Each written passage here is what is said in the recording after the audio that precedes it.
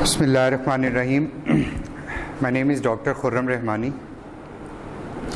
I am an electrical engineer by profession and I have done my PhD from NUST in engineering management. तो आप लोग पहले मुझे अपना थोड़ा सा बैकग्राउंड और बता दो दोनों, फिर जैसे जैसे बाकी लोग आते रहेंगे हम उनको भी। मैंने अपना BS किया एनवायरमेंटल साइंसेज में पाकिस्तान यूनिवर्सिटी से और 2017 से पंजाब एजुकेशन डिपार्टमेंट में जॉब कर रही हूँ असिस्टेंट एजुकेशन ऑफिसर। ठीक है। मेरा नाम सदीक है और मेरा प्रोग्राम है दोबारा सॉरी कम अप अगेन। मेरा नाम सदीक है, मेरा प्रोग्राम है MSc और बैचलर की डिग्री मैंने कंप्यूटर साइंस में की है और रिसर्च में टीचिंग कर रहा हूँ। ओके, आप भी स्टूडेंट हो? सर विशाल में ही MCS मैंने किया एड से और प्राइवेट एनजीओ को जॉब। ओके, आप लोगों का ये फर्स्ट सेमेस्टर है? आपका लास्ट सेमेस्टर है?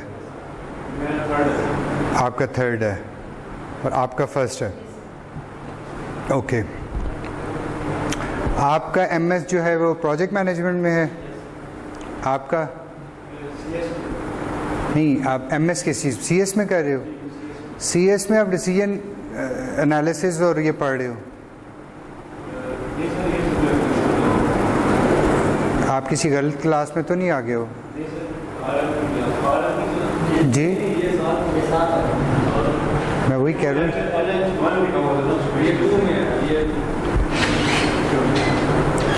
और आपका MS किस सब्जेक्ट में है? आप कौन सा प्रोग्राम फॉलो कर? अच्छा, आप भी प्रोजेक्ट मैनेज, आप दोनों प्रोजेक्ट मैनेजमेंट में हैं और आप फर्स्ट सेमेस्टर में हैं और आप लास्ट सेमेस्टर में हैं। ओके, तो इस सब्जेक्ट को जो decision making and risk analysis है, इसकी ये वजह नहीं है कि आप लोगों को मैं पढ़ाने लगूँ तो बता रहा हूँ, but this is one of the most important subject. अगर आप लोगों ने इसकी प्रैक्टिकल इम्प्लीमेंटेशंस को देखेंगे या अगर आपने आगे फर्दर रिसर्च वर्क करना है तो MS लेवल के ऊपर दो सब्जेक्ट्स जिन पे बहुत ज़्यादा एम्फेसिस होना चाहिए, एक तो वो एडवांस रिसर्च मेथडोलॉजी है और second is decision making and risk analysis. अब decision making and risk analysis को, इस प्रोग्राम को जिस तरह से मैंने प्लान किया है उसमें यह है कि हम लोग इसको, आप लोगों के तकरीबन 15 लेक्चर्स बनते हैं, तो उसमें हम लोग 6 to 7 लेक्चर्स ऐसे होंगे जो हम लोग decision making and risk analysis से रिलेटेड उसको करेंगे और उसके ऑनवर्ड जो है फिर उसमें हम, अस्सलाम वालेकुम, उसके जो ऑनवर्ड है उसमें हम लोग रिस्क एनालिसिस स्टार्ट कर देंगे। और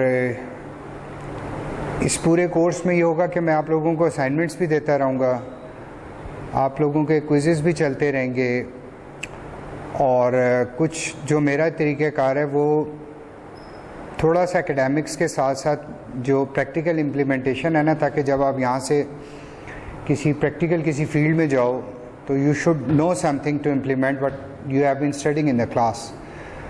तो मैं आप लोगों को कुछ केस स्टडीज़ वगैरह भी करवाता रहूँगा। तो be very attentive in the class, make your notes और I will give you the notes. उसमें थोड़ा सा मैंने ये किया हुआ है कि जनरली जो मैंने फ़ील किया स्टूडेंट्स के साथ, जो हमारे साथ भी इशू होता था कि स्लाइड्स पे जो टीचर्स थे बुलेट्स फॉलो करते थे, पॉइंट्स बताए और फिर उसको टीचर एक्सप्लेन कर देता था। वो आधी चीज़ें आप लिखते हो, आधी आपको जहन में रहती हैं, आपको नहीं जहन में रहती। तो मेरा तरीक़ेकार ये है कि मैं मोस्टली इंफॉर्मेशन स्लाइड्स पे ही लिख देता हूँ। उसकी रीज़न ये है कि उन स्लाइड्स को फिर आप जब भी पढ़ोगे ना तो आपको लेक्चर रिकॉल हो जाता है, वो आपके लिए थोड़ा सा आसानी हो जाती है। आपने एग्ज़ाम्स की प्रिपरेशन करनी है या इवन आपको 4 साल बाद भी वो सब्जेक्ट ख़ुद भी पढ़ाना पड़ गया है, तो यू वुड ऑलवेज़ रिमेंबर कि क्या कुछ इन्फॉर्मेशन थी। तो मैंने जितनी मैक्सिमम जो चीज़ मैं बोल रहा हूँगा मोस्टली वो चीज़ें स्लाइड्स पे मौजूद होंगी। तो और सेकेंडली ये है कि it will be a very interactive sort of lectures. उसमें आप लोगों को पूरा मौका दूंगा मैं. यू कैन आस्क क्वेश्चंस, जो आपकी क्यूरीज हैं, जो आपकी प्रॉब्लम्स हैं, आप उसको यहीं पे किल करो, इधर ही डिस्कस कर लो. और जो जो लेक्चर होता जाए उससे रिलेटेड हर चीज़ आपकी क्लियर होनी चाहिए. ठीक है. अब आई डोंट नो कि अगर नेक्स्ट क्लास में लेट से 10 बच्चे हो जाते हैं या 12 हो जाते हैं तो फिर मुझे शायद ये लेक्चर रिपीट करना पड़ेगा, क्योंकि डेफिनेटली ये जो आज का लेक्चर है ये बिल्कुल फाउंडेशन है. अगर ये नहीं किसी को समझ आएगी तो आगे बहुत मुश्किल है डिसीजन मेकिंग और उसके लिए. तो लेट्स सी कि अगर आज 2 के साथ, और अगर यहाँ मुझे जो लिस्ट मिली है वो 11 है, और नेक्स्ट क्लास में फिर क्या होता है, तो I might be repeating this lecture any house. Now decision making, problem solving and decision analysis. 2 चीज़ों को समझ लें सबसे पहले. First thing is problem solving. One thing is decision making and the third is decision analysis. You must know how to distinguish between the problem solving, decision making and decision analysis. इसको सुनो गौर से आप, ये मिल जाएगा सब कुछ आपको.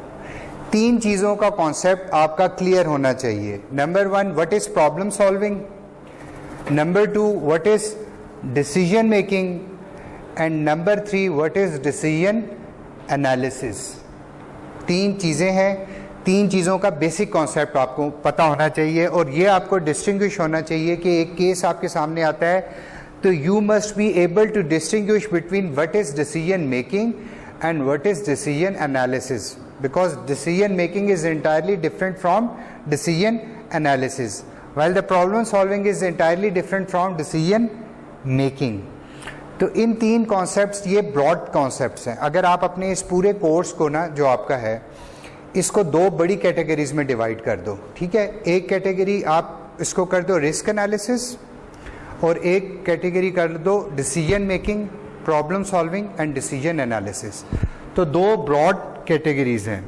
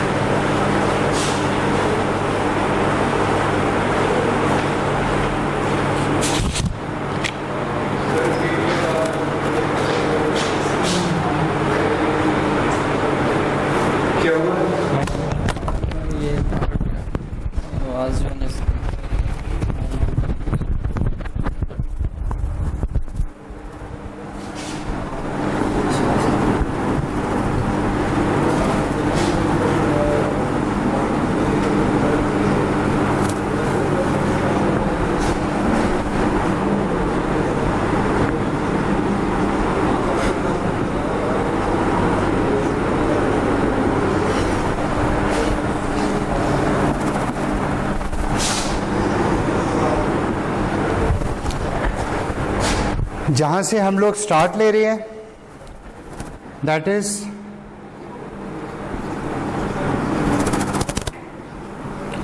Problem solving,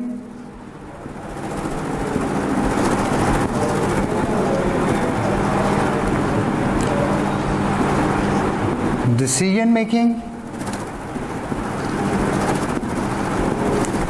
and decision analysis. ठीक है. और दिस इज रिस्क एनालिसिस. तो forget about the right part for the time being. Okay. Problem solving, decision making and risk analysis.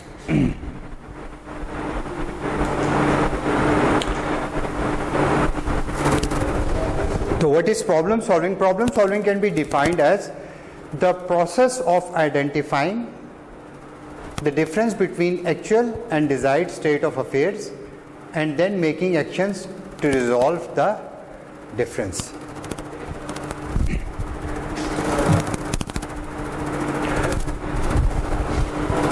Problem solving important enough to justify the time and efforts of careful analysis. The problem solving process involves the following 7 steps. ये 7 steps की अगर आपको समझ आ जाएगी, number 1, identify and define the problem, determine the set of alternative solutions, determine the criterion or criteria to evaluate alternatives, evaluate the alternatives, choose an alternative, implement the selected alternative and evaluate the results. अब what is problem solving? देखें, आपका एक actual scenario है किसी भी चीज़ में. आपको एक एग्जांपल दे के बताता हूँ, फिर आपको समझ आएगी. फिर ये वाली सारी अंग्रेज़ी समझ आ जाएगी. कोई सादा सा एग्जांपल देता हूँ ना. लेट्स सी कि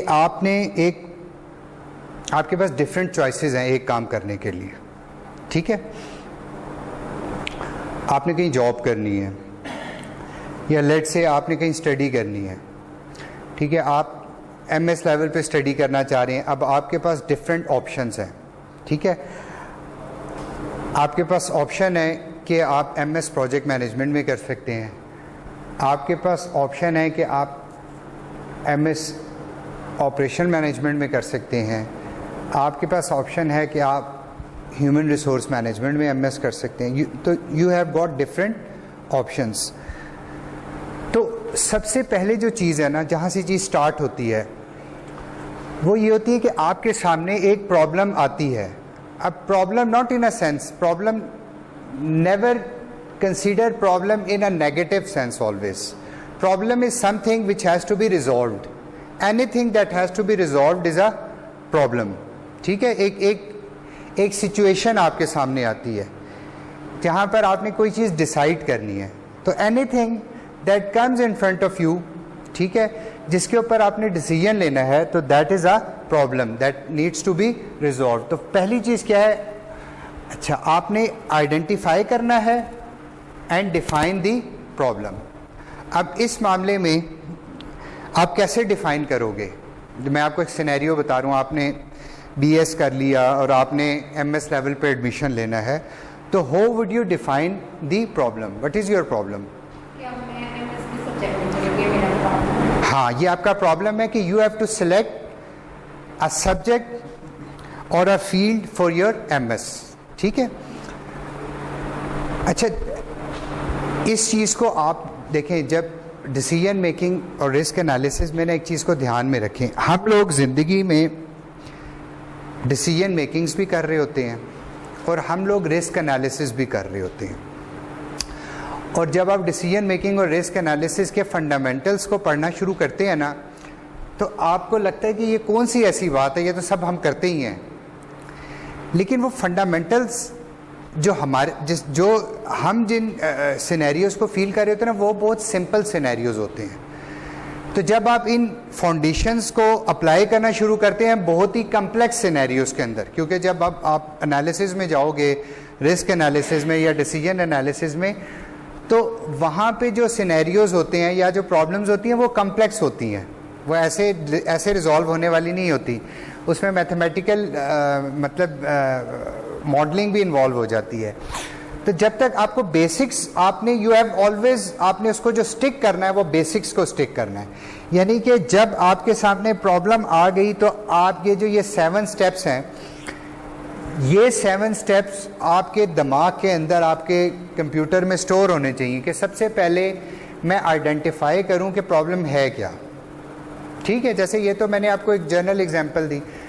अब फ़र्ज़ करें कि आप एक इंस्टीट्यूट में जाते हैं, आप किसी मैन्युफैक्चरिंग इंडस्ट्री में जाते हैं और आपको बताया जाता है कि ये जो इंडस्ट्री है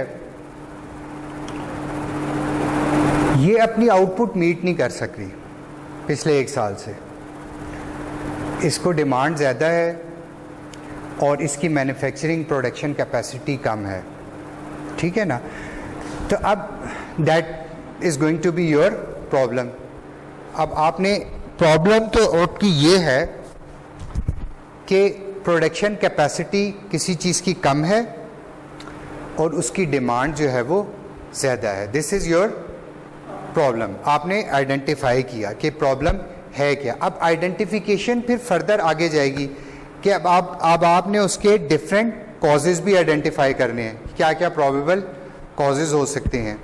तो उस चीज़ को भी छोड़ दें। अभी आप सिर्फ पहले स्टेप को ये समझें कि आपने सबसे पहले एक प्रॉब्लम है, उसको आइडेंटिफाई करना है, उसको राइट डाउन कर लेना है कि this is my main objective, ये मेरी प्रॉब्लम है। Second is determine the set of alternative solutions. अब आपके पास डेफिनेटली जब एक प्रॉब्लम आती है या एक सिनेरियो को आपने सॉल्व करना होता है, आपके पास मल्टीपल सॉल्यूशंस होते हैं। देखिए, जहां पर आपके पास सिंगुलर सॉल्यूशन हो, then there is no decision, then the decision is already made, ठीक है ना। आपको समझ आ रही है मेरी बात की। आपके अब्बा ने कहा कि भाई यही एक बंदा है, यही इसी से तुम्हारी शादी होनी है, ठीक है ना। अब ये हमने तो बचपन से तय कर लिया।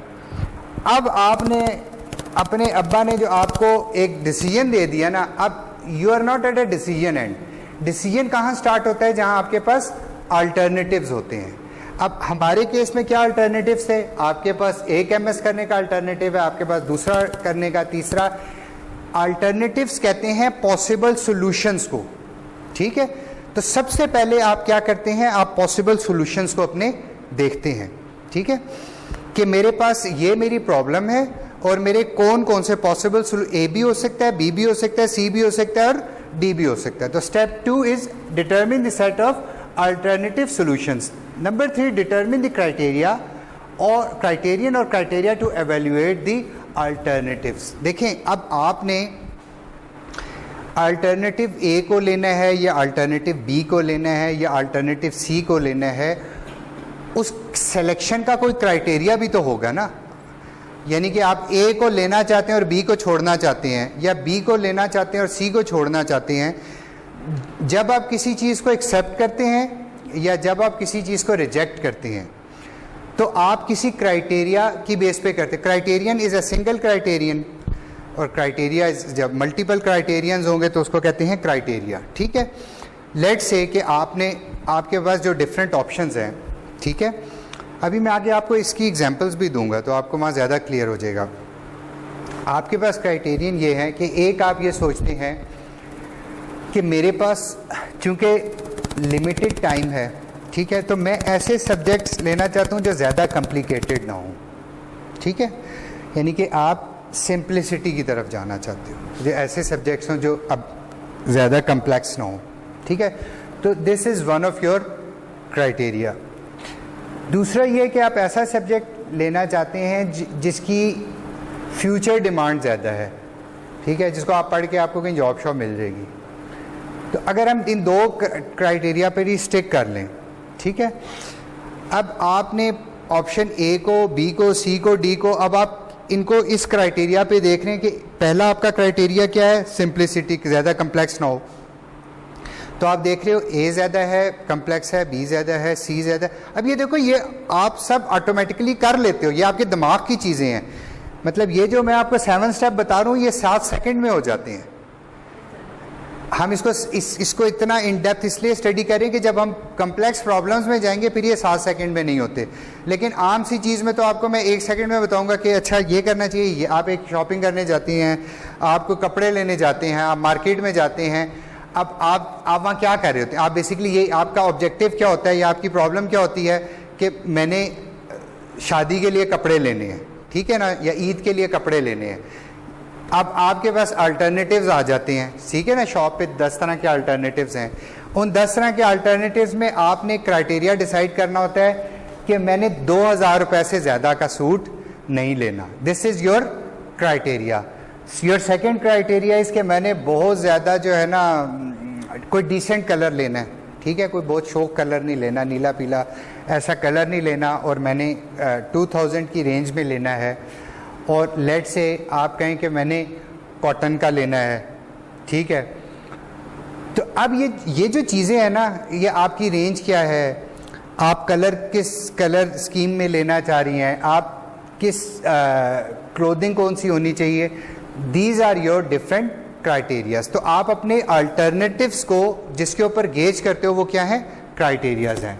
उसके बाद क्या है कि एवेल्युएट द अल्टरनेटिव्स। फिर आपने क्या करना है कि हर एक अल्टरनेटिव को आप एवेल्युएट करते हो, यानी कि आप देखते हो कि अगर ये मैं अडॉप्ट कर लूँ तो इसके बेनिफिट्स क्या हैं, और अगर मैं इसको छोड़ दूँ तो इसके नुकसान क्या हैं। ठीक है, you evaluate the alternatives, choose an alternative. फिर आप उसमें से जब ये सारा प्रोसेस हो जाता है, आप एक अल्टरनेटिव को चूज कर लेते हैं कि अच्छा ए बी सी डी में से मेरी जो चॉइस है वो डी है। Then implement the selected alternative.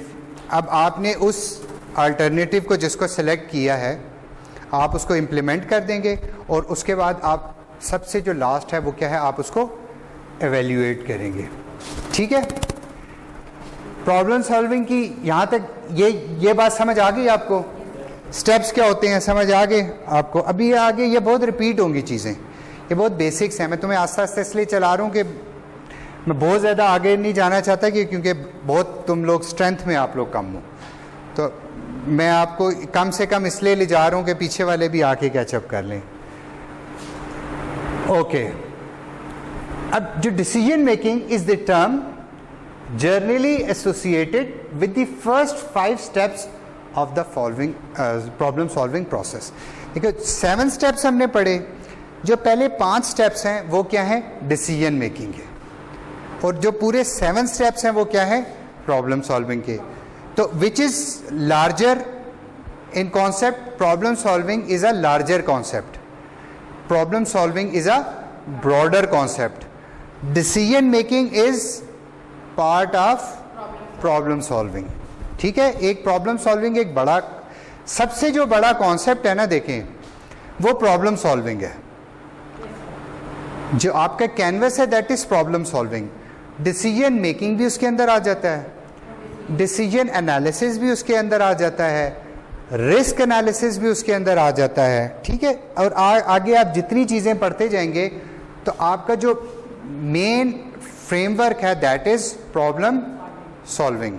ठीक है, तो अब डिसीजन मेकिंग हमारी again identify and define the problem, determine the set of alternative solutions, determine the criteria or to evaluate the alternatives, evaluate the alternatives, choose an alternative, implement the selected alternative and evaluate the results. अब implement और evaluate जो है that is part of problem solving, that is not part of decision making. जो red color से आपको नज़र आ रहे हैं यहाँ तक ये चीज़ क्या है, decision making है, और अगर पूरे 7 स्टेप्स आपके पूरे हो गए हैं तो ये चीज़ क्या है, प्रॉब्लम सॉल्विंग है।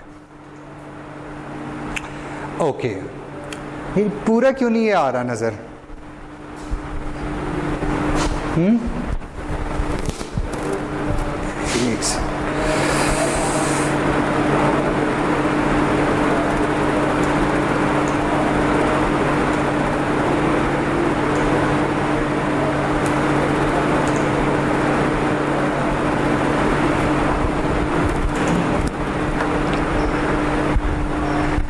For the moment, assume that you are currently unemployed and that you would like a position that will lead to a satisfying career. Suppose that your job search has resulted in offers from companies in Karachi, Multan, Lahore and Islamabad. ठीक है, ये बात समझ आ गई। हम एक इसी तरह मिलता जुलता सिनेरियो स्टडी कर रहे हैं कि आप जॉब सर्च के अंदर हैं, आपने जॉब सर्च लगाई, अब आपको जॉब सर्च में ये 4-5 ऑप्शंस आ गए। आपको कराची में एक जॉब है, मुल्तान में है, लाहौर में है और इस्लामाबाद में है। ठीक है, तो what is the identification and definitions of the problem? Get a suitable job position. Number 2, determine the set of alternative solutions. ठीक है, अब अल्टरनेटिव सॉल्यूशंस क्या हैं आपके ये अल्टरनेटिव्स हैं। 1 is Karachi, 1 is Multan, 1 is Lahore, 1 is Islamabad, 4 आपके पास अल्टरनेटिव सॉल्यूशंस हैं। Number 3 is determine the criteria और criteria to evaluate the alternatives. अब आपने 4 जॉब्स हैं, ठीक है, 4 ऑप्शंस हैं। अब आपने जब ये इन अल्टरनेटिव्स में से एक अल्टरनेटिव सेलेक्ट करना है तो आपने अपना एक क्राइटेरिया डिफाइन करना है कि मैं ये अल्टरनेटिव में से एक अल्टरनेटिव किस बेस के ऊपर सेलेक्ट करूंगा या सेलेक्ट करूंगी। ठीक है, फर्ज करें कि you might be having a single criterion decision problem. आपका एक ही क्राइटेरिया है, तनख्वाह किधर ज़्यादा मिलेगी, तो this is your single criterion decision problem. या आपका ये हो सकता है कि मल्टी क्राइटेरियन डिसीजन प्रॉब्लम हो जाए, आपका सिर्फ पे ना हो बल्कि आप कहें कि मेरी starting salary is one concern, number 2 potential for advancement, अगर स्टार्टिंग सैलरी मुझे मिल रही है तो मैं आज से 4 साल बाद 5 साल बाद मेरी एडवांसमेंट क्या होगी, और नंबर 3 इज लोकेशन। ठीक है ना, लोकेशन मतलब आपको लाहौर सूटेबल है या आपको कराची सूटेबल है या आपको मुल्तान सूटेबल है।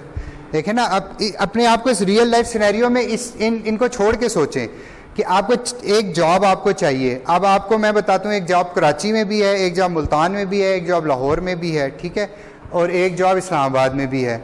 अब दिस इज़ बट नेचुरल कि आप पहले, कुछ लोग ये पूछना चाहेंगे, जैसे फ़र्ज़ करो कि आपको फैमिली कहती है कि आपने इस्लामाबाद के अलावा कहीं जॉब नहीं करनी, तो आपका पहला क्वेश्चन ये होगा कि इस्लामाबाद वाली मेरी प्रेफरेंस ज़्यादा है क्योंकि मैं कराची, मुझे मेरे पेरेंट्स जाने नहीं देंगे, मुझे लाहौर नहीं जाने, मुल्तान नहीं जाने देंगे, ठीक है ना। तो ये आपका शायद एक सिंगल क्राइटेरियन हो, लेकिन फ़र्ज़ करें you do not have any problem, either you go to the Karachi और यू गो टू लाहौर और मुल्तान और whatever Islamabad, you can go to any of these places. तो आपका लोकेशन वाला कंसर्न आपका सिर्फ ये होगा कि आप लोकेशन में ये सोचेंगे कि which is going to be a better place. मतलब there are people who like Islamabad so much like me, तो they won't like to go out of Islamabad, या देयर आर पीपल हु से लाहौर इज लाहौर है, तो someone who would always prefer Lahore. तो location is another. अब जो हम अल्टरनेटिव्स को ले रहे हैं वो मल्टीपल क्राइटेरिया पे ले रहे हैं। हम ये भी देख रहे हैं सैलरी कहाँ है ज़्यादा है, और हम ये भी देख रहे हैं कि फ्यूचर एडवांसमेंट कैसे होगी, और हम ये भी देख रहे हैं कि उसकी देयर कैन बी 1000 क्राइटेरियाज। देखिए, criterias has to be decided by you who is making that. जो डिसीजन मेकिंग कर रहा होता है उसने क्राइटेरियाज को डिफाइन करना होता है। अभी आप क्राइटेरियाज को डिफाइन करना भी सीखोगे कि आप किस तरह, किन बेसिस के ऊपर क्राइटेरियाज डिफाइन होते हैं। और हर चीज़ में क्राइटेरिया ऐसे नहीं डिफाइन होता कि आप बस सोचें कि क्या होना चाहिए, क्योंकि जहाँ पर अभी आप जाके देखोगे कि प्रैक्टिकल प्रॉब्लम्स आना शुरू होती हैं, वहाँ पर आपको मैथमेटिकली क्राइटेरियाज आपके डिफाइंड होते हैं। ये तो आपको बच्चों वाले एग्जांपल्स करवा रहे हैं ना, कि आपको खाली इस तरफ आपका दिमाग सोचना शुरू कर दे कि जब मैं कम्प्लेक्स प्रॉब्लम करूँगा तो ये मेरे पीछे है कि अच्छा अल्टरनेटिव्स क्या चीज़ होती है, उन अल्टरनेटिव्स के फिर सिंगल क्राइटेरिया क्या होते हैं, मल्टीपल क्राइटेरियाज क्या होते हैं। तो ये जनरली आपको इस बात को समझाना, यहाँ तक समझ आ गई? ओके, अब इसको देखो आप। 4th स्टेप हमारा क्या था? एवेल्युएट दी अल्टरनेटिव्स, यही था हमारा 4 स्टेप्स था। अब आपने देखो इसको थोड़ा सा, आपने इसको टेबुलर फॉर्म में इसको लिख दिया। अब आप लिखते हो कि देखें, आप कराची, आपकी जो कराची की स्टार्टिंग सैलरी है दैट इज़ 1,20,000 रुपीज़, ठीक है। पोटेंशियल फॉर एडवांसमेंट क्या है आपका? एवरेज है, यानी कि आपको आगे आप कैसे एक्सेल कैसे करेंगे उस फील्ड के अंदर, तरक्की के क्या इम्कानात हैं, दैट इज़ एवरेज। अब आप देखो इन दो चीज़ों, आई डोंट नो कि आप लोगों का ये क्वांटिटेटिव और क्वालिटेटिव कभी इस चीज़ को पढ़ा हुआ है आप लोगों ने? कॉन्सेप्ट है आपको नहीं होगा, आपका फर्स्ट सेमेस्टर है जी। अच्छा, देखें क्वांटिटेटिव और क्वालिटेटिव क्या होता है। क्वांटिटेटिव जो चीज़ होती है ना, वो प्योरली नंबर्स पे, नंबर बेस्ड होती है, ठीक है ना। जैसे है कि एक जगह 120 मिल रही है पे, एक जगह 100K मिल रही है, एक जगह 110K मिल रही है। तो quantitative cheese is always in numbers, लेकिन जो क्वालिटेटिव होती है ना, that is a subjective assessment, जिसको आप नंबरिंग में कन्वर्ट नहीं कर सकते। ठीक है, हालांकि this is again a wrong notation in research, क्योंकि the advance research says that anything can be turn into numbers, anything. पहले हम क्या कहते थे, हम ये कहते थे अच्छा हम ये तो असेस कर सकते हैं कि इसका रेट ऑफ रिटर्न क्या होगा, इससे प्रॉफिट कितना मिलेगा, इसका कॉस्ट कितनी होगी, लेकिन हम ये तो असेस नहीं कर सकते कि किसी की लॉयल्टी क्या है, किसी के अंदर लॉयल्टी क्या है, ठीक है, या किसी के अंदर ट्रस्ट वर्दीनेस कितनी है, कौन कितना ट्रूथफुल है। अब ये वो चीज़ें हैं जो नंबर्स में नहीं हो सकती, but the advance research says that everything anything can be change from qualitative assessment to quantitative assessments. और अगर आप रिसर्च करोगे and you would come to know कि आपके पास जो डिफरेंट आपके वेरिएबल्स होते हैं, आप उनको हर वेरिएबल को क्वांटिफाई करते हो, क्योंकि जब तक कोई चीज़ क्वांटिफाई नहीं होगी वो चीज़ एनालाइज नहीं हो सकती। ठीक है, तो अभी हम सिंपल उसके अंदर हम ये करते हैं कि जो चीज़ जो क्वांटिटेटिव वैल्यूज़ हैं 100, 200, 300, 400, 1, 2, 3, 4 और एनीथिंग, क्वांटिटेटिव वैल्यूज़ को तो हम ऐसे ही लिख देते हैं। जो हमारी क्वालिटेटिव या सब्जेक्टिव वैल्यूज़ होती हैं, अब हम उसको सिर्फ ये करने के लिए कि ये ज़्यादा है या ये ज़्यादा है, तो हमारे पास डिफरेंट स्केल्स हैं। जैसे इसको मैंने जो यूज़ कर रहा हूँ, लाइकेट स्केल का आपने नाम सुना है? समथिंग इज़ लाइकेट स्केल, सुना है नाम? हाँ हाँ बिल्कुल, बिल्कुल। जो लाइकेट स्केल होता है ना, लाइकेट स्केल यही होता है। कुछ 5 पॉइंट लाइकेट स्केल होते हैं, ठीक है, 5 पॉइंट लाइकेट स्केल्स होते हैं, कुछ 7 पॉइंट्स लाइकेट स्केल्स होते हैं, कुछ 9 पॉइंट लाइकेट स्केल्स होते हैं। डिपेंड्स अपॉन आपकी अपनी चॉइस है। जैसे जैसे आप लाइकेट स्केल्स को आप कम्प्लेक्स करते जाते हो, उसके एनालिसिस मुश्किल होते जाते हैं। ठीक है, जैसे जब मेरी रिसर्च था PhD का, तो मैं 7 पॉइंट लाइकेट स्केल पे था, कुछ लोग 5 को वो करते हैं। अब ये सिंपली क्या होते हैं, लेट से आप बीच में ही कहते हैं दिस इज़ न्यूट्रल, ठीक है, अब आप कहते, यहाँ पर आप कहते हैं एग्री, ठीक है, यहाँ पर आप कहते हैं स्ट्रांगली एग्री, ठीक है, आप यहाँ पे कहते हैं डिसएग्री। मैं सादा सा बना रहा हूँ ताकि ज़्यादा कम्प्लेक्स ना हो। यहाँ पर आप कहते हैं स्ट्रांगली डिसएग्री। तो इस स्केल को हमने क्या किया, जैसे इसको कर दिया एवरेज गुड, जैसे पुअर था पुअर, एवरेज गुड एक्सीलेंट, ठीक है, सिर्फ ये करने के लिए कि अब आप इस चीज़ को समझो। अब आप एक डिसीजन कर रहे हो, डिसीजन करने के लिए आपने कराची को जब तक कैटेगराइज नहीं करोगे, आपके लिए डिसीजन करना पॉसिबल नहीं है। ठीक है ना, आपको ये देखना होगा कि अच्छा जो एडवांसमेंट या पोटेंशियल ऑफ एडवांसमेंट है, अब पोटेंशियल ऑफ एडवांसमेंट को जब तक वो समहाउ क्वांटिफाई नहीं होगा, ठीक है ना, तो आपको समझ नहीं आ सकती।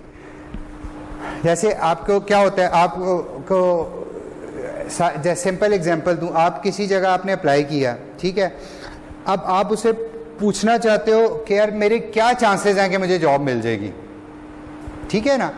अब to have a chance is a qualitative और सब्जेक्टिव थिंग, ठीक है। जब वो उसको क्वांटिफाई कर देगा, वो कहेगा 50-50% चांस है। अब you are in a better position कि अब चांस को आप, या वो कहे 80% चांस है, या वो कहे 90% चांस है, या वो कहे 30% चांस है। तो जब उसने इसको परसेंटेज में कन्वर्ट किया ना, अब आपके लिए आसान हो गई। यानी कि अगर वो आपको कहेगा 90% चांस है, तो आपको समझ आ जाएगी कि मेरा चांस बहुत ज़्यादा है, और वो ये कहेगा 10% चांस है, तो आपको लगेगा मेरा चांस बहुत कम है। 50% पे आपको लगेगा अच्छा दोनों तरह से हो सकता है। तो जो आपकी चीज़ जब क्वांटिफाई हो जाती है, तो आपके लिए वो चीज़ समझना या उससे डिसीजन लेना आसान हो जाता है। अब जो चीज़ है वो क्या है, पोटेंशियल फॉर एडवांसमेंट है, कि कितनी मेरे इसमें कितना पोटेंशियल है कि मैं इसमें तरक्की करके आगे जाऊंगा। तो उसको हमने क्वांटिफाई कर दिया। क्वांटिफाई कैसे कर दिया? हमने कहा पुअर भी हो सकता है, एवरेज भी हो सकता है, गुड भी हो सकता है, एक्सीलेंट भी हो सकता है। तो जो कराची के अंदर आपका पोटेंशियल फॉर एडवांसमेंट है दैट इज एवरेज। और लोकेशन को अगेन हमने उसी तरह कर दिया कि location could be poor, could be average, could be good और कुड बी एक्सीलेंट। क्योंकि ये तो लोकेशन एक तो जनरली हमारे है ना, अब जैसे लेट से आप घर देख रहे हैं किसी जगह, आपको रेंट पे घर चाहिए या आप अपना घर परचेज करना है, वो आपको कहता है कि अच्छा आप ऐसा करें कि B17 में एक घर है। अब B17 आपने देखा हुआ ही नहीं है अनलेस एंड अनटिल कि आप उसको फिजिकली जाके देख लें to have a fair idea of B17। अगर वो आपको ये बता दे यार वो वहाँ की जो लोकेशन है उस घर की, आइदर इट इज़ पुअर और इट इज़ एवरेज और इट इज़ एक्सीलेंट और इट इज़ गुड, आपको वो दो घर बताता है, वो कहता है कि एक की लोकेशन एवरेज है, एक की लोकेशन गुड है। अब इस चीज़ की भी आपको समझ आ गई कि ये जो आपके क्राइटेरिया हैं, this is a criteria, this is a criteria, this is a criteria. उस क्राइटेरिया के अंदर there are certain criterias which are quantitative in nature and there are certain criterias which are qualitative in nature, but every criteria which is qualitative in nature has to be converted in some form of quantitative value। ठीक है ना, जब तक आप उसको quantify नहीं करेंगे, ठीक है। अब जैसे मैं आपको मिसाल दूं, डिप्रेशन, एंजाइटी, हैप्पीनेस, ये क्या कौन सी ये डिफरेंट कंस्ट्रक्ट्स हैं, ठीक है। दीज आर कंस्ट्रक्ट्स को समझते हो आप लोग? कंस्ट्रक्ट क्या होता है? Actually I have an engineering background, तो बेयर मी आउट, मैं जनरली पढ़ाते हुए ना मुझे जहन में होता है कि वो अब मुझे जब एग्जैक्टली आस्ता आस्ता आप लोगों का समझ आने शुरू हो जाएगी ना, मे बी आप जैसे आप कंप्यूटर साइंस के हो, आप CS के हो, हाँ, तो फिर मुझे थोड़ा सा अंदाज़ा होना, मेरे फिर एग्जांपल्स भी अकॉर्डिंगली वैसे हो जाएंगे। अभी मेरे बेयर विद मी, मैं शुरू में ना मेरे जनरली ऐसे वो इंजीनियरिंग से रिलेटेड। अच्छा देखिए, कंस्ट्रक्ट्स जो है ना, व्हाट इज़ कंस्ट्रक्ट? कंस्ट्रक्ट्स या वेरिएबल, ठीक है, एनीथिंग अ कंस्ट्रक्ट, वेरिएबल तो समझते हैं ना, एनीथिंग। अब लेट्स से कि आप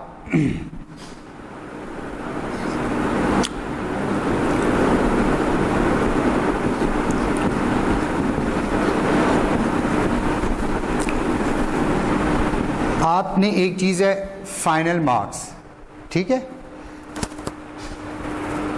अब आप देखना चाहते हो कि फाइनल मार्क्स जो आपके आते हैं,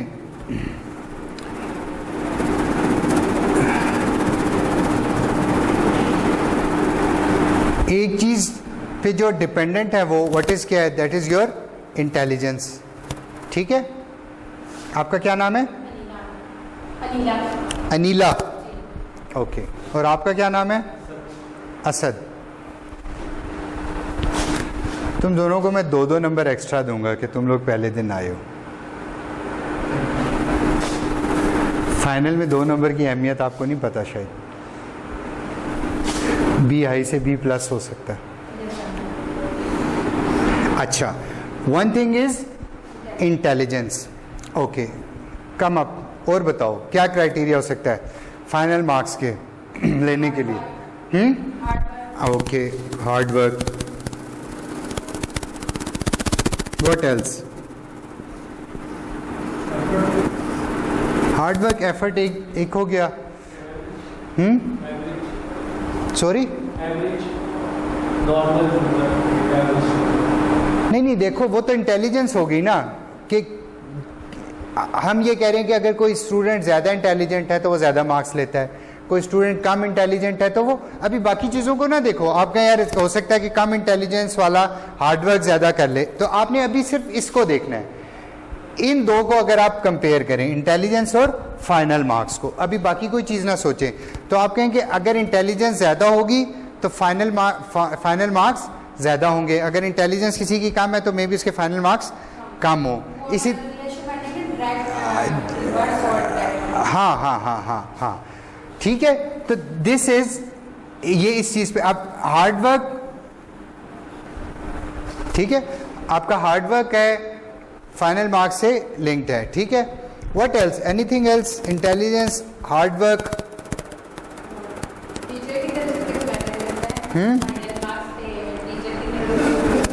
अच्छा, फर्ज करें मैं कहूं कि परसिस्टेंस क्या होती है कि बाज़ लोग हार्ड वर्किंग होते हैं लेकिन for a shorter period of time hard work होता है, ठीक है ना। वो 2 महीने के लिए या 2 हफ्तों के लिए हार्ड वर्किंग हो जाते हैं, फिर वो 2 हफ्ते के बाद हार्ड वर्किंग उनकी ख़त्म हो जाती है, फिर उनका हार्ड वर्क स्टार्ट हो जाता है। तो परसिस्टेंट कौन होता है कि जो एक पेस के साथ लगा रहता है। तो जस्ट हार्ड वर्किंग भी नहीं, परसिस्टेंस भी होना चाहिए। अच्छा जी, हाँ, कमिटमेंट भी होनी चाहिए। ओके, अब ये जो चीज़ें हैं ना, देखें, this is a variable and these are also variables. इनमें फ़र्क ये है कि दीज आर इंडिपेंडेंट वेरिएबल्स, ठीक है, and this is a dependent variable. इसकी समझ है आपको, डिपेंडेंट और इंडिपेंडेंट वेरिएबल की, ठीक है। ये जो डिफरेंट वेरिएबल्स होते हैं ना, अब बाज़ औक़ात हम डिफरेंट वेरिएबल्स को मिलाकर ना एक वेरिएबल बना लेते हैं, ठीक है। डिफरेंट वेरिएबल्स को मिलाकर जब एक वेरिएबल बना लेते हैं ना, तो हम उनको जर्नली कंस्ट्रक्ट्स कहते हैं, कंस्ट्रक्ट्स, ठीक है।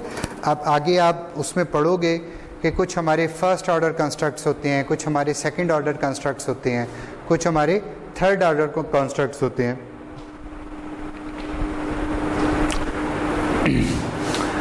अब इस केस में आप देखो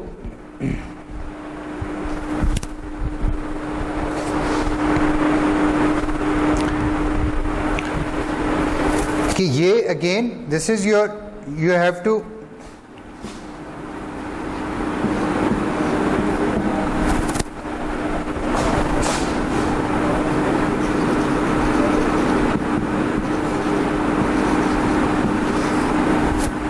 सिलेक्शन ऑफ जॉब, ठीक है ना।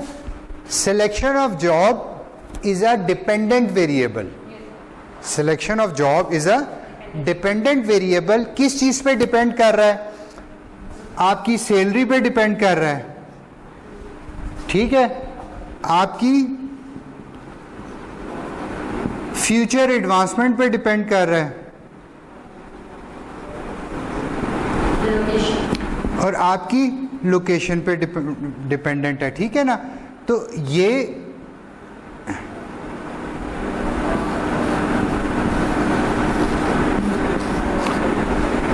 डिपेंडेंट है और ये क्या है? इंडिपेंडेंट है। अब जब वेरिएबल्स डिपेंडेंट और इंडिपेंडेंट, चाहे जब आप उनको हमने एनालाइज करना होता है, ये भी मैं आपको ये बता रहा हूँ कि analysis is always a mathematical analysis, ठीक है, जो क्वांटिटेटिव एनालिसिस, क्योंकि जो क्वालिटेटिव एनालिसिस होता है ना, क्वालिटेटिव एनालिसिस, अभी वो खैर वो आगे आ जाएगा, अभी उसका फ़र्क भी आपको मैं बताता हूँ। एनी हाउ, अच्छा, अब यहाँ तक अब आप देखो, आपने इसके डिफरेंट क्राइटेरियाज को भी रख दिया, ठीक है।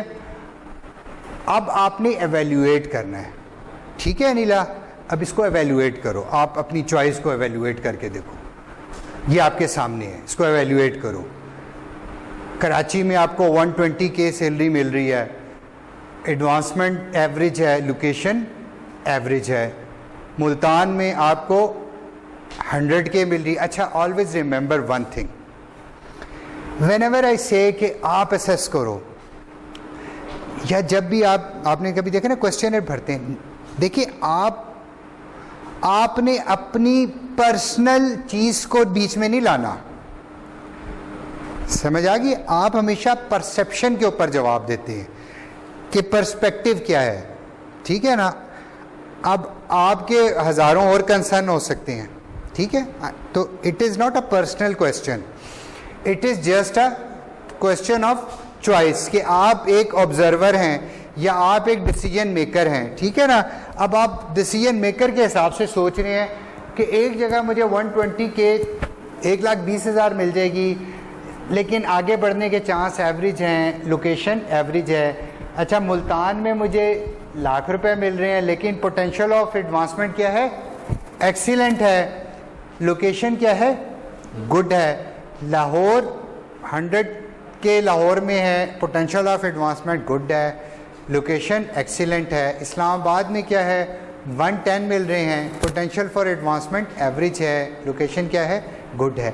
अब देखिए, ये डिफरेंट लोगों की डिफरेंट चॉइस हो सकती हैं। किसी के लिए लोकेशन बहुत ज़्यादा मैटर करती है, किसी के लिए एडवांसमेंट बहुत ज़्यादा। आपने देखा है कि लोग, बहुत सारे लोग ऐसे जॉब कर रहे होते हैं जहाँ उनको पे ज़्यादा नहीं मिल रही होती, लेकिन वो सिर्फ अपने आप को फ्लोरिश करने के लिए जॉब कर रहे होते हैं, ठीक है ना, अपने आप को फ्लोरिश करने के लिए जॉब कर रहे होते हैं। तो आप किसी के लिए साल बाद क्या होना है मैटर नहीं करता। समवन इज़ इन नीड, उसको वो कहता है यार मुझे अगर अभी एक अच्छी सैलरी मिल रही है, मुझे कोई सेल्स मैन है, उसको कहता है मुझे 50,000 सैलरी मिल रही है, तो मेरे लिए 50,000 बड़ी इम्पोर्टेंस रखते हैं। हाँ हाँ हाँ, यानी कि उसकी इंस्टेंट रिक्वायरमेंट पूरी हो रही है। अब वो ये सोचे यार अभी मैं सेल्समैन हूँ, पता नहीं मैं 2 साल बाद क्या होऊंगा, वो ये नहीं सोचेगा। वो ये सोचेगा कि अगर मुझे 50,000 की सैलरी मिल रही है तो मैं अपना बिजली का बिल भी दे दूंगा, गैस का बिल भी दे दूंगा, मैंने छोटे भाइयों की ट्यूशन फीस देनी है वो भी दे दूंगा। तो वो एक सिंगल क्राइटेरिया डिसीजन मेकिंग पे काम कर रहा है, ठीक है। लेकिन जिसको थोड़ी सी, जिसके ऊपर ज़्यादा जिम्मेदारी नहीं है, उसका मल्टी क्राइटेरिया हो जाएगा। वो कहेगा खाली सैलरी मेरे लिए इंपॉर्टेंट नहीं है, मैं देखता भी हूँ मुझे यहाँ सैलरी देंगे, मैं साल बाद वहीं का वहीं, अगर मुझे प्रमोशन ही नहीं मिलनी, 6 साल 10 साल प्रमोशन नहीं मिलनी, तो मैं उस सैलरी पे क्या करूँगा बैठ के। तो अब what will be your choice? Lahore. अब आपने देखा सैलरी गुड, एक अच्छी रेंज में सैलरी, पोटेंशियल गुड है, एक्सीलेंट है। हाँ Asad, what will be your choice? Multan. देखा दिस, अब आप दोनों की, this is what I wanted. Criterias same है, अल्टरनेटिव्स सेम है, लेकिन डिसीजन डिफरेंट है, ठीक है। What is the reason of that? आपके डिसीजंस डिफरेंट क्यों होते हैं? हर एक का सोचने का अंदाज अपना होता है, अपना माइंडसेट होता है। नहीं, सोच, देखो जब हम ये कहते हैं ना सोचने का अंदाज, सोचने का अंदाज इज अ सब्जेक्टिव थिंग। सोचना जो है ना इज अ सब्जेक्टिव थिंग। जब आप एनालिसिस कर रहे होते हैं ना, देखें उसका डिफरेंस इसलिए कि आपने पोटेंशियल ऑफ एडवांसमेंट जो है ना वो गुड भी मंजूर है, लेकिन आपके लिए लोकेशन ज़्यादा मैटर कर रही है। This is what your decision is, ठीक है ना। क्योंकि दोनों मुल्तान लाहौर में क्वांटिटेटिवली तो एक जैसे हैं, लाख लाख रुपए मिल रहे हैं, ठीक है। अच्छा, for Asad potential for advancement is carries more value than. अब ये जो है ना चीज़, दिस इज वेयर, यहाँ पर आप क्वांटिटेटिव होने के साथ साथ थोड़ी सी चीज़ को क्वालिटेटिवली भी देखते हैं। यानी कि जो मैनेजर होता है ना, जो डिसीजन मेकर होता है, वो कंप्यूटर हर सूरत में नहीं होता। कंप्यूटर तो आपको कैलकुलेशन करके दे देता है, लेकिन जो उस कैलकुलेशन को इंटरप्रेट करने वाला होता है और उसकी बेस पे डिसीजन लेने वाला होता है ना, वो सिर्फ क्वांटिटीज़ को नहीं देख रहा होता, वो अपने वेट्स को भी। तो अच्छी डिसीजन मेकिंग जो होती है ना, which is not very complex, simple decision making या moderate decision making, it is always a hybrid decision making, जो क्वांटिटेटिव भी होती है और क्वालिटेटिव भी होती है। It is always a hybrid decision making. That was my decision.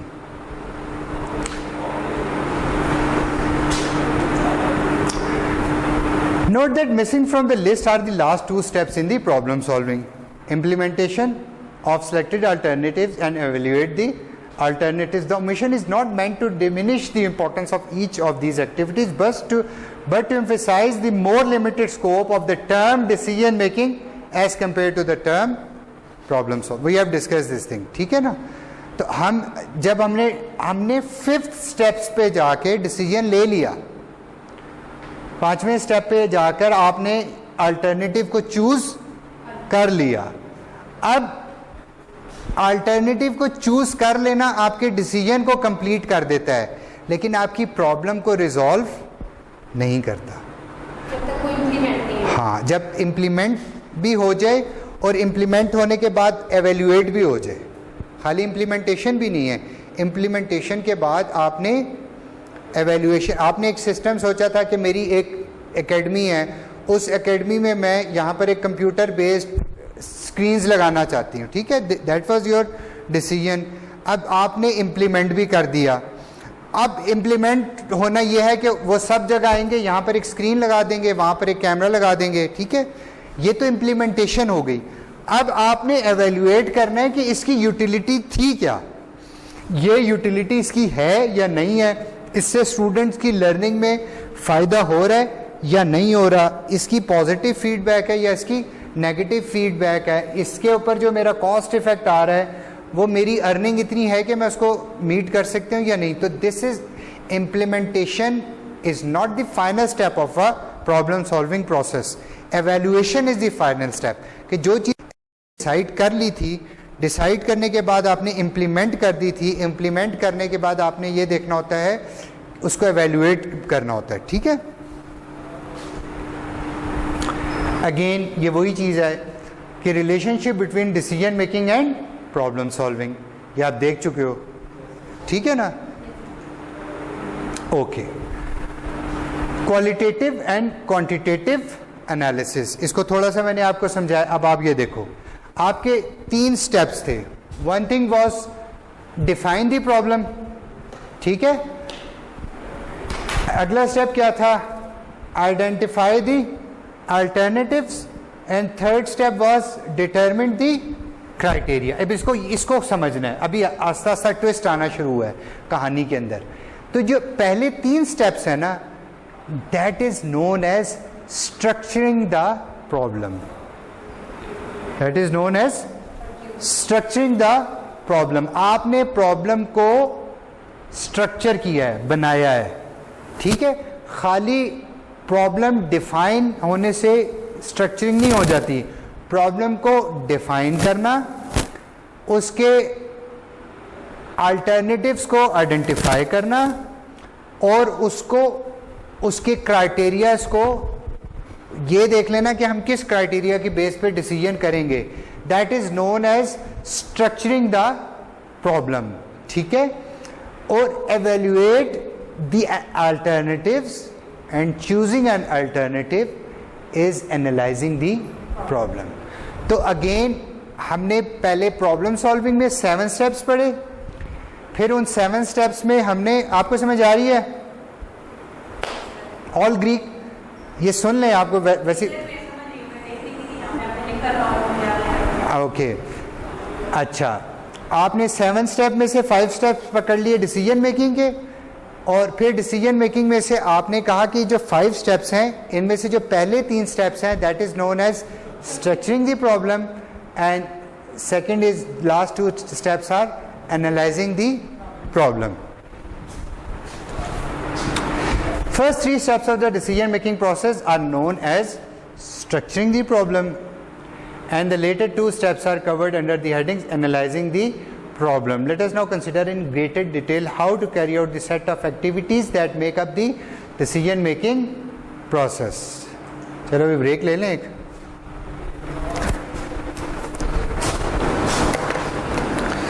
सवा एक दोबारा करते कि मैं ब्रेक इवन पे जाऊंगा, कितनी क्वांटिटी ब्रेक इवन के ऊपर होगी तो मुझे प्रॉफिट होगा, और किस परसेंटेज पे प्रॉफिट होगा, उसमें मेरी फिक्स्ड कॉस्ट कितनी इन्वॉल्व होगी, मेरी वेरिएबल कॉस्ट कितनी इन्वॉल्व होगी. तो जो इतने सारे जब फैक्टर्स इन्वॉल्व होते हैं ना, तो वहाँ पर आपको डाटा चाहिए होता है, वहाँ पर आपको क्वांटिटेटिव एनालिसिस चाहिए होते हैं, वहाँ पे सिर्फ आप सब्जेक्टिव जजमेंट के बेस पे ये काम इम्पॉसिबल है. The problem is new and the manager has no previous experience from which to draw. जब बिल्कुल नई प्रॉब्लम आ गई, आपके पास कोई एक्सपीरियंस ही नहीं है, तो आप क्वांटिटी के ऊपर फिर आप डाटा के ऊपर बेस करते हो. The problem is repetitive and the manager saves time and efforts by relying on quantitative procedure to make routine decision recommendations. ठीक है?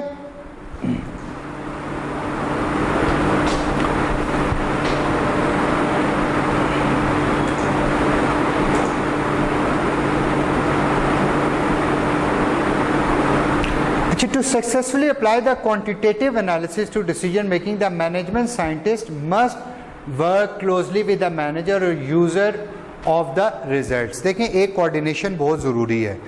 वो कोऑर्डिनेशन जब आप अभी रियल सिनेरियो में मैन्युफैक्चरिंग या बाकी डिसीजन मेकिंग प्रोसेस देखेंगे कि एक वो है जो डाटा साइंटिस्ट है, ठीक है ना, जो क्वांटिटेटिवली आपको चीज़ें एनालाइज करके दे रहे हैं, और एक वो हैं जो मैनेजर हैं जिन्होंने उस चीज़ को इम्प्लीमेंट करना है. ठीक है? तो जो क्वांटिटेटिव एनालिस्ट होते हैं और जो मैनेजर्स होते हैं, they need to be synchronised. उन दोनों की सिंक्रोनाइजेशन होनी चाहिए, उन दोनों की कोऑपरेशन होनी चाहिए. यानी कि उस डाटा एनालिस्ट को क्वालिटेटिव जजमेंट भी मैनेजर से लेनी है, और जो मैनेजर है उसको क्वांटिटेटिव रिजल्ट्स लेने हैं डाटा एनालिस्ट से. ठीक है?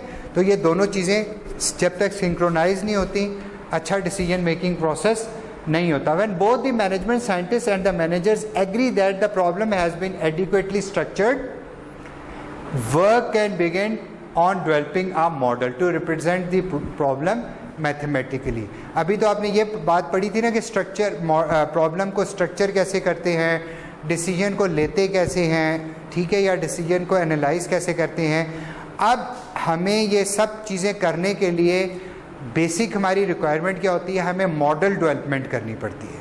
कोई भी जो चीज़ आती है उसकी हमें मॉडल एक डेवलप करना. अभी आप सीखोगे मॉडल डेवलप करना, तो मॉडल डेवलपमेंट जब हो जाती है तो वो मॉडल ही हमें सब कुछ बता देता है कि ये स्टेप आपने लेना है, ये स्टेप आपने नहीं लेना, इस स्टेप को आपको करेंगे, इसके क्या प्रोन्स हैं, इसके क्या कॉन्स हैं, ठीक है, इसमें क्या कंस्ट्रेंट्स इन्वॉल्व हैं, वो आपको सारा कुछ मॉडल बताता है. तो जब आप क्वांटिटेटिव जजमेंट के ऊपर जाते हैं तो quantitative judgement is always based on models. ठीक है? Is always based on models. ठीक है? Solution procedures can then be employed to find the best solution for the model. The best solution for the model then becomes a recommendation to the decision maker.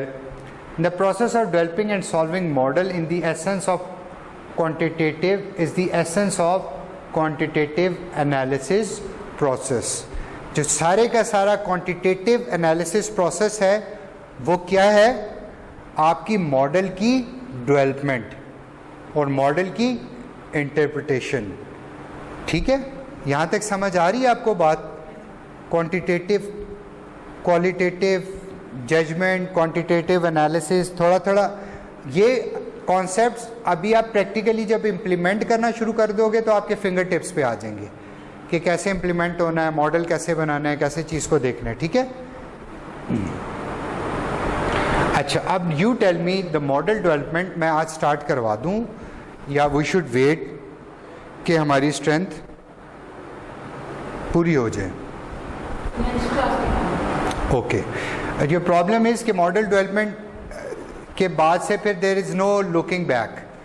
Model development आपको समझानी पड़ेगी अच्छी खासी मेहनत करके, और फिर मेरे लिए बड़ा मुश्किल है. तो लेट्स होप कि अगली क्लास में हमारे जितने स्टूडेंट्स हैं वो जो उनकी स्ट्रेंथ कंप्लीट हो जाती है, तो will start the model development from the next lecture.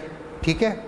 आज हम इसको यहाँ पे स्टॉप करेंगे और नेक्स्ट क्लास में थोड़ा सा मैं जो नए स्टूडेंट्स होंगे उनको रिव्यू दे दूँगा थोड़ा सा क्वांटिटेटिव, क्वालिटेटिव और इन जजमेंट्स और इनका, और फिर मॉडल डेवलपमेंट को हम लोग इंशाअल्लाह ताला नेक्स्ट उससे स्टार्ट कर लेंगे. स्टार्ट कर लेंगे। क्वेश्चंस हैं, कोई आपको कोई क्यूरीज हैं, एनीथिंग, तो आप मुझे बता। देखिए, मैंने जनरल आपको आउटलाइन बता दी कि हम इस कोर्स को 2 पार्ट्स में डिस्ट्रीब्यूट करेंगे। एक पार्ट में आपको मैं डिसीजन मेकिंग, डिसीजन एनालिसिस बताऊंगा, प्रॉब्लम सॉल्विंग बताऊंगा, मॉडल डेवलपमेंट में भी आप आगे थ्योरीज आपकी आना शुरू हो जाएंगी। और उसके बाद तकरीबन 6 to 7 लेक्चर्स होंगे हमारे। उसके बाद हम बाकी के जो लेक्चर्स हैं उसमें हम रिस्क एनालिसिस स्टार्ट करेंगे, ठीक है ना वो, और उस पे हम रिस्क एनालिसिस करेंगे। और इसके साथ साथ हम लोग कुछ केस स्टडीज़ करते जाएंगे साथ साथ, क्योंकि case study is the practical implementation. Academics में आप जितनी मर्ज़ी थ्योरीज को पढ़ लो, जब तक आपको रियल टाइम सिनेरियो नहीं ना सामने रखूँगा मैं और उसको इम्प्लीमेंट नहीं आपको करना आएगा, आपको समझ इन अंग्रेज़ियों के सीखने का कोई फ़ायदा नहीं है कि मैं कहूँ कि इन स्लाइडों को रट्टा मार लो और 7 स्टेप लिखोगे 7 नंबर मिलेंगे, 6 के 6 नंबर, इसका फ़ायदा नहीं है ना। ये ऐसी चीज़ें मैं पूछता हूँ एग्ज़ाम में। मैं आपको practical issues, practical academic problems दूंगा, वो आपने रिजॉल्व करने होंगे। और जब आपको ये कॉन्सेप्ट क्लियर होंगे वो आपको आसान है। देखिए, एक बात को जहन में रखो, ये सब्जेक्ट मुश्किल नहीं है, सिर्फ इसको साथ साथ लेके चलो, ये आपको मक्खन की तरह सब्जेक्ट समझ आएगा और इसको आपको सॉल्व करना कोई मुश्किल नहीं है। And you will get good grades, don't worry about the grades, ठीक है ना। You will get good grades अगर आप इसमें अटेंटिव रहोगे, इसको समझते रहोगे, इसको रिजॉल्व, ठीक है।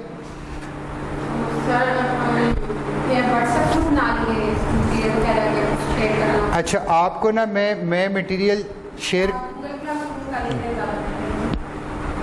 अभी ऐसा है कि मैं आप लोगों को जो इसकी रिक्वायरमेंट हुआ करेगी ना, तो मैं आपको ये लेक्चर्स दे दूंगा, but I want leave my lectures here, ठीक है ना, क्योंकि ये मेरे बड़े मेहनत से बने हुए लेक्चर्स हैं।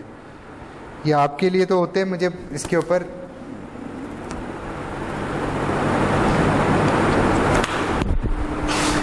आपको जो जो मेरा लेक्चर चाहिए होगा ना, मैं लेक्चर के एंड पे आपको देता जाऊंगा, तो वो आपका एक फ़ोल्डर, मैं हर दफ़ा यहाँ अपना फ्रेश लेक्चर डाल दिया करूँगा।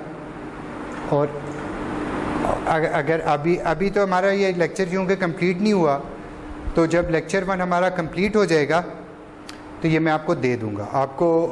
अच्छा, आप लोग वो लैपटॉप्स अगर नहीं है, CD है मेरे, ये USB है, USB में ले लें।